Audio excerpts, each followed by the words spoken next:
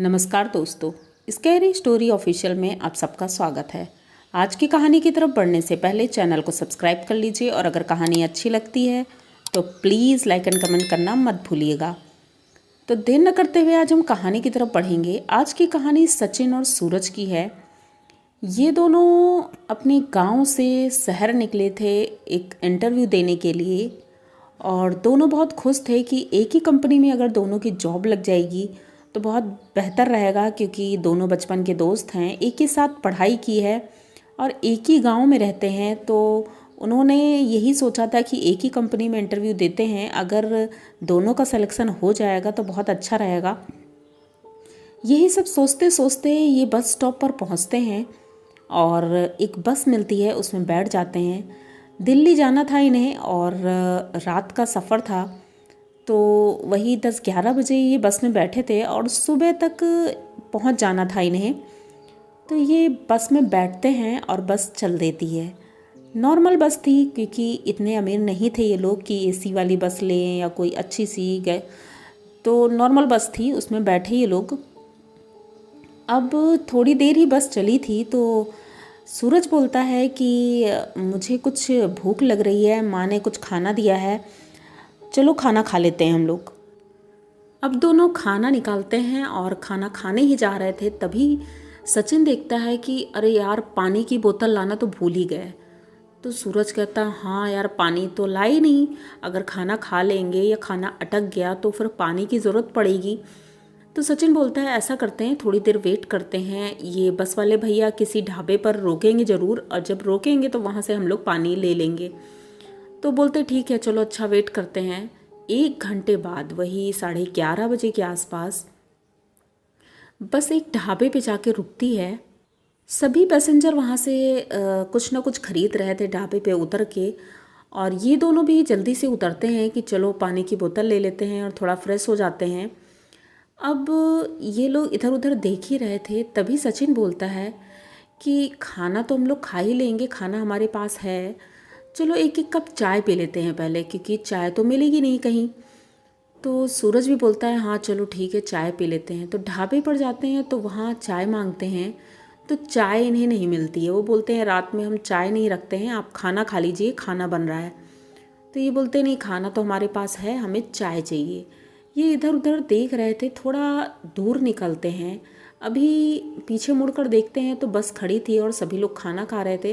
तो ये लोग सोचते हैं अभी तो 15 मिनट रुकेगी ही बस। भाई ड्राइवर से पूछा तो उन्होंने भी यही कहा कि 15 मिनट बस रुकेगी। तो ये लोग थोड़ा पैदल ही धीरे धीरे आगे चल रहे थे, सोचते हैं कि शायद आगे कोई दुकान मिल जाए चाय की, तो चाय पी लेंगे हम लोग, क्योंकि सर्दी का मौसम है तो चाय एक एक कप बहुत ज़रूरी है। तभी पीछे से एक आवाज़ आती है, एक आदमी पीछे खड़ा था डंडा लेकर के, वो इनको बुलाता है अपने पास। तो सचिन आता है, तो सचिन से बोलता है कहाँ जा रहे हो भैया, इधर इतनी रात में अकेले इधर कहाँ जा रहे हो। तो वो बोलता है अरे भैया, हमको चाय पीने का मन कर रहा था और ये यहाँ ढाबे में चाय नहीं बनाते हैं।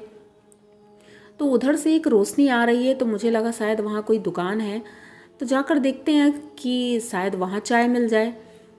तो वो कहता है ऐसा है, यहाँ पर कहीं चाय मत पीना आप, ये जगह ठीक नहीं है और आप लोग अजनबी लग रहे हो, तो यहाँ पर जो भी आता है वो सेफ़ नहीं है, आप चाय मत पीना। तो ये इतना कह के चला जाता है आदमी। सचिन खड़े खड़े सोचता रहता है, फिर सोचता है हो सकता है कोई हमें उल्लू बना रहा है। कहता है हमें क्या करना, ठीक है उसका काम था कहना, और हमें तो भाई चाय पीनी है।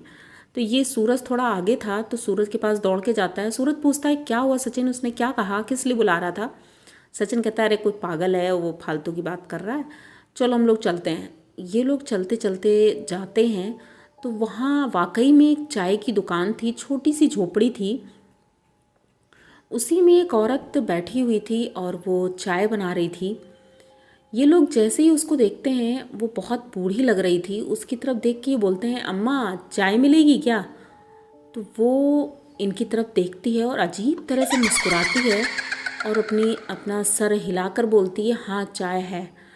तो ये बोलते हैं 2 कप बना दीजिए अम्मा। तो वहीं पर एक बेंच पड़ी थी, उस पर ये दोनों बैठ जाते हैं और चाय का इंतज़ार कर रहे थे। थोड़ी देर बाद वो धीरे धीरे डंडा लेकर आती हैं, चाय देती हैं और चाय देकर के अंदर चली जाती हैं। ये लोग जैसे ही चाय पीते हैं, वो चाय नहीं, जैसे लग रहा था कोई जहर है, इतना कड़वा लग रहा था वो। तुरंत थूक देते हैं और पूछते हैं अम्मा ये कैसी चाय है। पर वहाँ कोई था ही नहीं। ये अंदर झांकते हैं, अंदर भी कोई नहीं था। अगर इन्होंने मतलब देखा है, कोई रास्ता भी नहीं है पीछे से कहीं और जाने का, तो अम्मा जी कहाँ चली गई। ये इधर उधर चारों तरफ देखते हैं। अब चाय तो पी नहीं इन्होंने, वहाँ से उठते हैं और सीधे चल देते हैं। चाय के पैसे वहीं पर रख दिए थे कि भाई बूढ़ी हैं, चलो ठीक है उनको हम दे देते हैं। थोड़ी देर बाद वही बूढ़ी अम्मा इनको दिखती हैं, वही ढाबे के पास बैठे एक चारपाई पे चाय पी रही थी।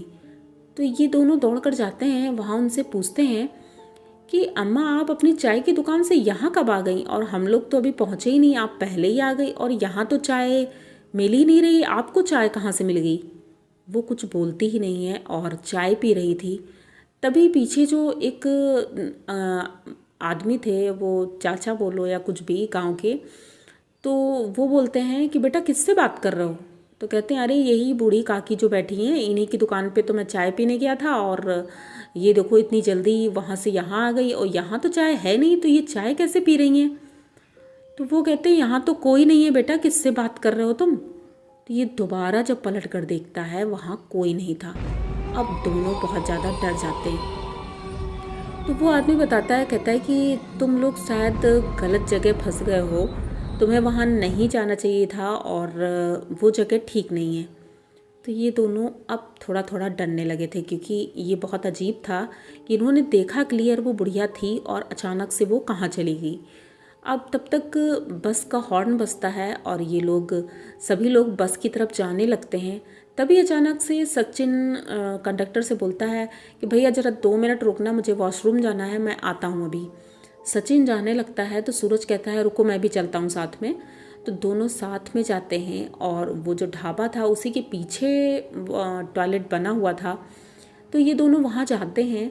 जैसे ही टॉयलेट के अंदर जाने लगते हैं, सचिन अंदर गया था और सूरज सोचता है कि देर हो रही है, तो वो झाड़ियों की तरफ निकल जाता है कि झाड़ियों में कर लेंगे।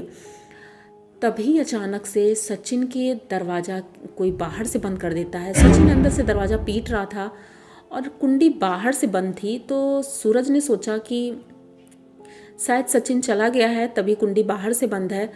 तो सूरज भी चला आता है और बस में बैठ जाता है, लेकिन जैसे ही बस में बैठता है तो देखता है सचिन वहाँ है ही नहीं।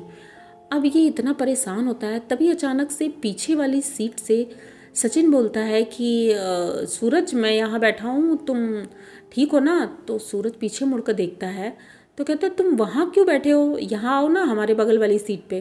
कहता है नहीं मैं यहाँ ठीक हूँ, और मुझे यहाँ लेटने की जगह भी मिल गई है, तो तुम वहाँ आराम से लेट जाओ, मैं यहाँ लेट जाऊँगा। तो सूरज कहता है ठीक है कोई बात नहीं। अभी बस थोड़ी दूर चली ही थी कि तभी अचानक से सूरज को नींद आ जाती है, वो सोने लगता है और बस में अजीब अजीब सी आवाज़ें आ रही थी, जैसे कोई बहुत तेज़ी से रो रहा है। तो सूरज उठ के बैठ जाता है, अपने बगल वाली सीट में देखता है तो वही बूढ़ी औरत बैठी रहती है और इसको देख करके रो रही है वो। सूरज उसको देख करके बहुत ज़्यादा डर जाता है और एकदम से चीखता है। तो सभी लोग इसकी तरफ देखने लगते हैं और आप मानोगे नहीं कि बस में जितने भी लोग थे सबके चेहरे उस बूढ़ी औरत की तरह थे। ये देख करके ये बहुत ज़्यादा डर जाता है, बेहोश हो जाता है। थोड़ी दूर जा कर के बस एक ढाबे में रुकती है, क्योंकि डबल स्टॉप था, तो वहाँ 2-2:30 बजे के आसपास एक ढाबे में रुकती है। सभी लोग नीचे उतर जाते हैं। अब सूरज को होश में लाया जाता है, सूरज भी होश में आता है, वो सचिन को आवाज़ देता है। तो सभी लोग कहते हैं सचिन तो यहाँ बस में था ही नहीं। तो सूरज कहता है नहीं, पीछे वाली सीट में बैठा था, उसने कहा था मैं यहाँ लेटा हूँ क्योंकि मुझे यहाँ जगह मिल गई है। तो सभी बोलते हैं मैंने, उसने फ़ोटो दिखाई तो सबने कहा नहीं ये लड़का तो यहाँ पर था ही नहीं, पीछे वाली सीट पे तो कोई और लेटा है।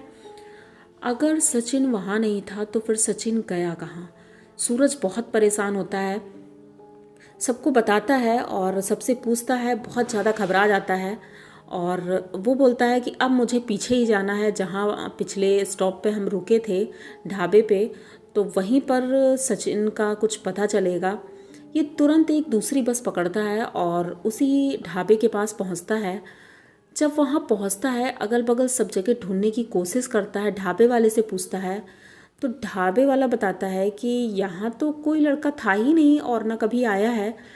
तो ये पीछे जाता है उस वॉशरूम में और जब उसकी कुंडी खोलता है तो देखता है कि वहाँ पर सचिन था और सचिन अब इस दुनिया में नहीं था।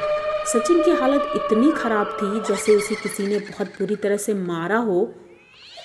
उसकी आंखें निकली हुई थी, ज़बान निकली हुई थी और उसकी हालत बहुत ख़राब लग रही थी। पूरा शरीर एकदम जैसे किसी ने नोच डाला हो। तो ढाबे वाला भी आता है और वो देखता है तो वो भी दंग रह जाता है। दोनों बहुत परेशान होते हैं। सूरज तो रो रो के बेहाल हो गया था। उसे लेकर बाहर आता है और उसके बाद अपने घर की तरफ चल देता है। तभी वो आदमी आता है जिसने पहली बार इनको रोका था। तो उसने बोला कि मैंने तुम लोगों को रोका था ना कि उधर मत जाना। वो जो चाय की दुकान वाली बुढ़िया है वो कोई बुढ़िया नहीं है। आज से 20 साल पहले उसकी वहाँ पर चाय की दुकान थी और वहीं पर कुछ लोगों ने आकर के उसको मारा था बहुत ज़्यादा। चाय की वजह से ही झगड़ा हुआ था। उन लोगों ने चाय के पैसे नहीं दिए थे और वो बूढ़ी औरत ने चाय के पैसे मांगे थे, पर उन लोगों ने झगड़े में उस औरत को मार डाला था।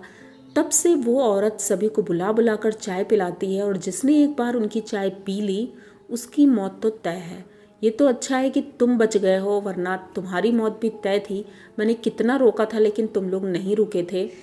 अब सूरज को बहुत एहसास हो रहा था कि उसने बहुत बड़ी गलती कर दी थी, लेकिन अब जो होना था वो तो हो ही गया था।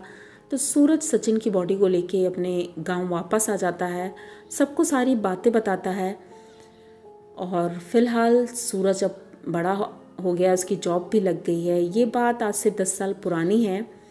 तो सूरज ने ही ये कहानी हमारे साथ शेयर की है। अगर आप लोगों को ये कहानी अच्छी लगी हो तो प्लीज़ चैनल को सब्सक्राइब करिए, लाइक कमेंट करिए, शेयर करिए और बने रहिए हमारे साथ। इसी तरह की नई और अनोखी कहानियाँ मैं लेके आती रहती हूँ। तो मिलते हैं फिर किसी नई कहानी के साथ। तब तक के लिए डरते रहिए।